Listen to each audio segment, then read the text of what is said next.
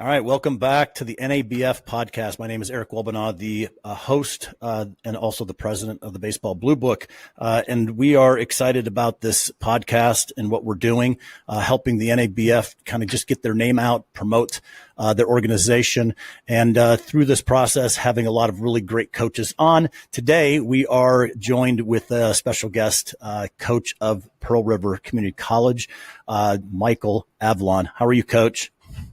I'm doing outstanding. How are you? Thankful to be back and to get to visit with you a little further. Well, appreciate it. It's always fun, kind of the second round with coaches. I love what I'm able to do, just getting into the minds of the coaches out there. And boy, you are having a heck of a year, a heck of a run. We talked about the goatee. Almost didn't recognize you. I think if it has anything to do with the winning, you're gonna have a long beard, and it'll be a great thing for everyone. So why don't you just give us a quick update, give us who you are, where you're located, a little bit about the current team and what's going on. Well, outstanding. We are located in Poplarville, Mississippi. We play in the Mississippi Association of Community College in Mississippi, also in Region 23 in the NJCAA Division II. We are, as I mentioned, a community college 2-year school. So one of my, selling points to a lot of athletes and things out there, or we're a stepping stone, to the next level. I think that's a good way of looking at junior college and how it can help you. A lot of our players, this is their first time away from home. And so our job is to help them make that transition from out of mom and dad's house into becoming a young man, taking their own responsibility just for little stuff as getting themselves up for school. And I tell people all the time about junior college, I think it's, I can't say it's for everybody, but I think it could work for anybody. And that's always my message to our recruits is that I think anybody can come here and get value from our system. Currently, you mentioned our current year and our current team. We're having a really good season. I think we're, in first place in our conference and ranked, I think number 5 in the country. And so, we've continued to raise the expectation here at Pearl River, and we're thankful to do that. We're thankful for our administration and all the resources that we have here. But we are absolutely here for our student athletes. And as a coach, my greatest goal is to help them in 2 ways. First is to, academic side of it. That's first and foremost. We want them to go on and set themselves up for their lives and their careers. But also, to help them go play 4 years of college baseball at least. And, as a baseball coach, that's my ultimate goal is to help them move on to the next level. That's great.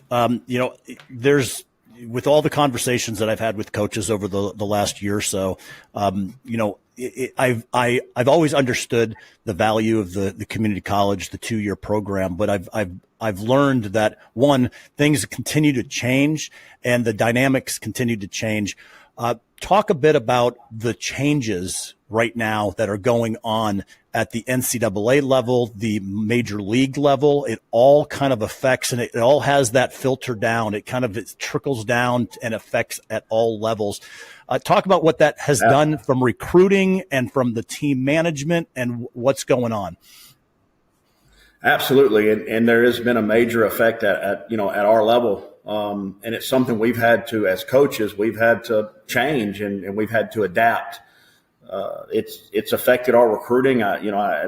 This team this year is a great example of that. People ask me coming into the year, well, how are you going to be this year? Every year at the junior college level, you lose about 50% of your team. So you're always going to have new guys, and you're going to be young for the most part. 50% of your team is going to be brand new, so young. But my response this year has been different. We're not necessarily young, but we're new. And what I mean by that is currently we probably have 5 or 6 starters that are transfers from the 4-year level. Well, why is that new for us? That's uncommon, especially in Mississippi, to have so many transfers. But I think you're starting to see the portal effect fall down and trickle down to us. And why that's happened is, from my viewpoint, these freshmen that sign with 4-year schools. They're going to these 4-year schools, and in the old day, you may have had to wait your turn and maybe even redshirt, but there was room for you to grow and develop. Yeah.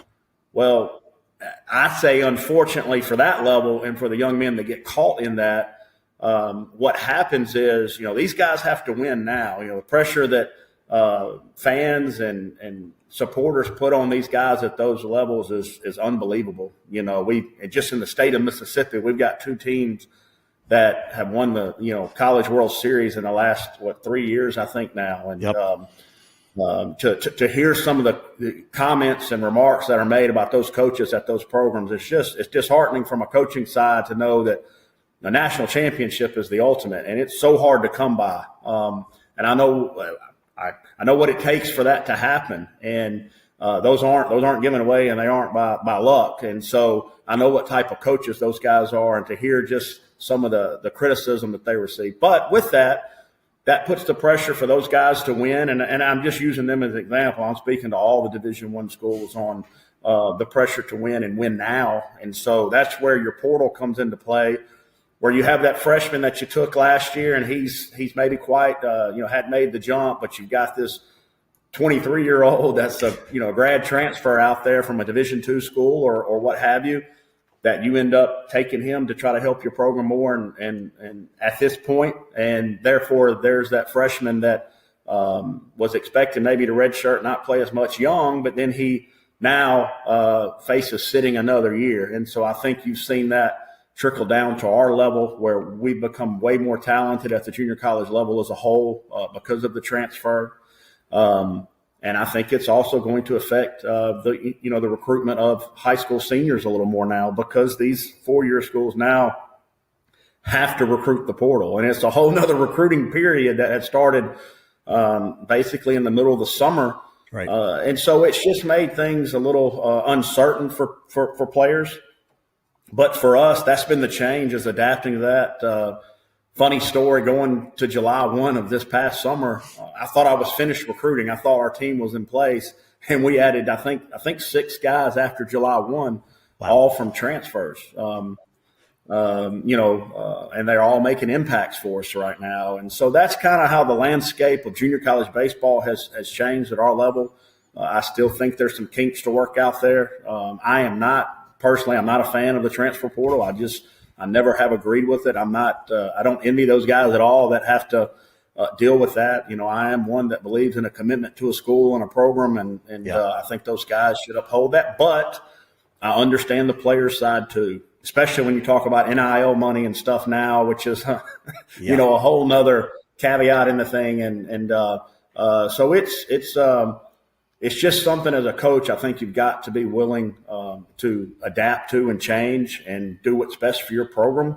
Yep. And that's what we've tried to do here. But it is, I've always heard that recruiting never stops. Well, that is 100% true now. It is a, 24-hour a day, 365 days a year process. And we've got, as coaches, just to be able to adapt. But also always our goal is to make sure we do to do right by the athlete. It's funny when, you put it in a business perspective, which it is. Junior colleges have always been the sellers, and now they're also the buyers. So you are now on both sides, right? You've opened that up, like you said, adding transfer portal players down to your level versus just helping them find their next playing opportunity. Now, it's a step, right? I think those kids are still probably looking for their next playing opportunity. Is that still the case, correct? They may have, like you said, they may have gone to a 4-year, they have transfers that come in. All of a sudden they were a starter, or they were lined up to be a starter, and now they want to play. They come back down. They're probably still looking to go back up. Is that the case? Oh, absolutely. And that's one thing that, as a matter of fact, I spoke with a 4-year coach yesterday about a couple of our guys that were transfers. And I said, the biggest thing that I've noticed with these guys is just increasing their confidence. Understand, as I mentioned this a second ago, you've got these grad transfers that are way more prevalent in Division I sports per se. to where an 18-year-old kid is competing not against other 18, 19-year-olds like he will do in junior college, but he's competing against 22, 23-year-old absolute grown men who have played 4 and 5 years of college baseball. So I think your confidence can be affected when you're an incoming freshman, at that highest level. And so what we've noticed, especially this year with several of our guys, is just we've watched their confidence grow. They were good players when they signed. They were very talented. To sign with some of the 4-year schools that our guys have signed with out of high school tells you how good of players they were, how athletic they were, how talented they were. Yeah. And then they go there, and it's tough. Baseball's a tough game. You deal with a lot of failure, and I think one of the first things that goes is your confidence. And so we've watched these guys come in here, find their confidence at the junior college level. Things aren't. They also have to accept at our level it's not going to be as easy maybe as they think it is. And so we've had a couple guys go backwards to start with. Then once they realize, hey, this is a tough league, dude, this is a tough level. I've got to work. I've got to get better. I've got to develop. I've got to compete. But it's been really cool watching that process and that development of them gaining that confidence back. And then that's been the question I've been asked, what's changed since he transferred from so-and-so? His confidence. And in anything in sports, if you are confident, you have a chance. If you are non-confident and negative, good luck. It's not going to work well for you. That's absolutely true. Man, this is so with what you're saying, I could give the advice to the parents and players that listen to these podcasts, but I'd love to hear from you. So you've made that adjustment. You've been forced to make that adjustment because of just the landscape of the game. What is some advice now to parents and players? Because the original, just a few years ago, a junior college was a really good place from a development perspective, very high quality playing, but maybe if you're a little smaller, if you haven't developed, good opportunity to hone those skills and then get you ready for that next. Because of the change, you're seeing some of these things that you just talked about. What is some advice that you can give to those parents? Well, I think the advice to the parents, first thing would be ask the tough questions, throughout the recruiting process. Get the information that you need. As coaches, and I'll be the one to, give this tip away. We're all salesmen, okay? We're all selling our program. We're all trying to recruit you. We all want your son. And unfortunately, if you go buy a car somewhere at a car lot, you're going to have salesmen that are going to treat you right, and you're going to have salesmen that will tell you anything that they can to sell you a car. Yep. Get a feel for the coach. Try to see if he's being genuine and honest with you, and ask those tough questions. Another piece of advice I would say is find out what's important to you, and ask questions based off what are what you value and what you want. And what I mean by that, if playing early is something that's very important to you, you do not want to sit and you want to play to develop, you need to ask the question of, hey, what's my expectation the first year here? Because at a 4-year school, that's obviously different than at a junior college. Then you need to, evaluate rosters. You need to go and watch the team play. One thing I've noticed, I hear this a lot from parents and from players is, man, I had no idea the baseball was so good at this level. Yeah. Well, probably because you've never been to a junior college game and you've never seen that, we talk about velocity in this day and age. I mean, it is not uncommon at all to walk up to a junior college game and see guys that are 89 to 93 and you go, well, hold on a second. I watch SEC baseball or I watch the big Division I baseball, and those guys are 90, 93, and I'm like, it's not that far off, and it's really not, and that's a credit to the player that exists now. My PA guy asked me the other day about I should say my play-by-play guy, not my PA guy, asked me the other day about the difference in weights and strengthening in baseball. And I said, there's no doubt players are bigger, faster, stronger than they've ever been because there's so much more knowledge about weightlifting and training and all that. So, but I think, my advice to the parents would be ask the tough questions, go and see it for yourself. Yep. But also know what you value and know what's important to you and make sure that place meets those things. And if playing time is important, and that usually is, that's when people are unhappy, is when they don't play. Know that at the Division I level, it's very competitive now with the portal and all that stuff that's going on. It is extremely competitive, and there are. I would be a liar to say that, well, you can't go there. No, there are players that are good enough to go there and play. Yep. Rosters can tell you a bunch, past experience and how, younger guys are using that program can tell you a lot. There's three pieces of advice I give every young man that I meet with about making a decision about where to go to school. First is go where you want to go. You're not going to be somewhere that you're not happy and you want to be and you don't feel like you fit. Two is go where you're wanted. I think that's ultimately important, where somebody invests in you, they believe in you, they have a need for you, and they want you. The third thing, and I think most importantly, is to pray about it, and the good Lord will lead you in the right way and make sure that that's the best decision for you. That's great. We are with Coach Mike Avalon at Pearl River Community College on the NABF podcast. Some really good advice. I was, as you were going through the list, right, where you want to be, in my head, I was sitting there thinking, and also where you are wanted. And then you all of a sudden just followed up with where you wanted. That is so important. The other thing that is something, and I'll do this shout out as well.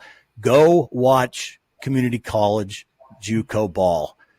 It will blow your mind. These guys are good. They are the top guys.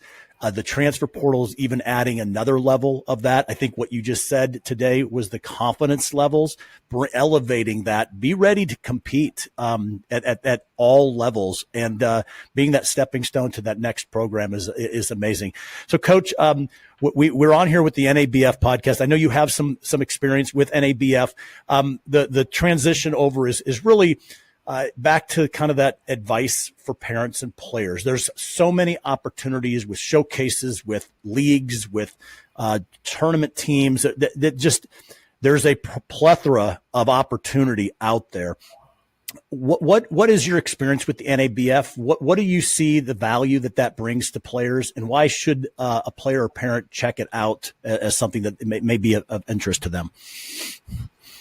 I think as a coach, you want to establish consistency, and you want to be able to, and to do that, you have to do it over a long period of time. And I think the NABF has been around for a long, long time. It's withstood the test of time, so to speak. Yep. And when you see something like that, it tells you its value and how it's been consistent and how it's helped so many young men, and young women across the country and across the world to continue their careers and also set a good foundation. That's one thing about sports. We tell our guys all the time, it's not just about baseball. We're helping you out for your life, and we're setting that foundation. I think sports do that. And the NABF, there's so many services that they provide. They're involved with so many different activities and service projects and different things like that. But I can remember being a young coach, and one of the World Series used to be held in Jackson, Mississippi, in my hometown at Smith-Will Stadium. Coach Derek Topic, a guy that I played for in junior high, has always been heavily involved with NABF, and he's a really good man and always willing. And I think that's why he's always coached, is not just to because he loves to compete, but I think he loves having an impact on the young men that he coaches. And so that's where I was kind of first introduced to it. And so I continued, and it may be late in the summer in July, and I've been recruiting all summer, and I don't feel like going and watching more baseball. I'm ready for my break that I get. But I always made sure to, make my way over to that World Series. And the thing that I noticed that was so unique about it was when you have these different teams from across the country competing against each other. And the thing that I found is across the country, there are different brands of baseball that are played per se in New York or Ohio or Mississippi or Virginia. And it was really cool watching them throughout the years and seeing the difference and how the game's played. And so I always enjoy that. But, the big thing about the NABF, it's just been around so long. It's been so successful. Now I know there's a lot of competitors out there, and that's also good. Yeah. But when there is that much competition amongst different organizations for tournaments and things, the one that's been there and withstood the test of time, I'm always going to lean that way. And so there's a lot of good organizations out there, but always been very supportive of the NABF. That's great. Yeah, 1914. They've been doing it for a while. The other thing you had mentioned is said earlier on, you talked about the players are all bigger, faster, and stronger. And one of the things that I like about the NABF is it goes back to understanding the game. They're doing it right. A lot of times, showcases are great because it's showcasing talent. But if all you're doing is ever playing tournament ball, you're up for the game. There's very little time for the instruction, the development, and the baseball IQ to be focused on. As a coach, you're seeing that. I hear it over and over and over. Bigger, faster, stronger. But man, they don't really understand the nuances of this very, very complex game. Again, as we wrap up, some advice, again, just overall, just from an understanding what you're seeing and some things that you believe can help and benefit some players as they're going through the journey. Again, people are listening to this. They're younger. Parents are listening to it, trying to figure this whole thing out. They're getting pulled into so many different directions. And as a coach that's had such success, what type of players are really the most valuable? What are the ones that are bringing their game to the level that you need it to be at to compete at the highest level with where you're at? You know, it's very interesting. You asked me that question. I had and immediately I thought of a conversation that I had with an SEC coach who had called about one of our players, and he asked me a very interesting question that I don't get a whole lot. And he asked me, well, what's his baseball IQ, coach? You know, how smart is he on the field? And I thought, man, that's, not all coaches ask that question. It was actually Coach Lamonis at Mississippi State, and I thought that was a very intriguing question. And I can only guess why he asked that, but I'm going to kind of rely on my own experience. I think what you see a lot of this day and age, and you mentioned it, is the showcase baseball. Bigger, faster, stronger, correct. And that's what showcases show you. They show you how hard a guy throws the ball. They show you how fast he runs. They show you how far he can hit BP. They show you those things. One of the things that we make sure of, and we want to, is we want to go see the guy play the game, to see how he plays, to see how he handles his failure. That's what's very important to us.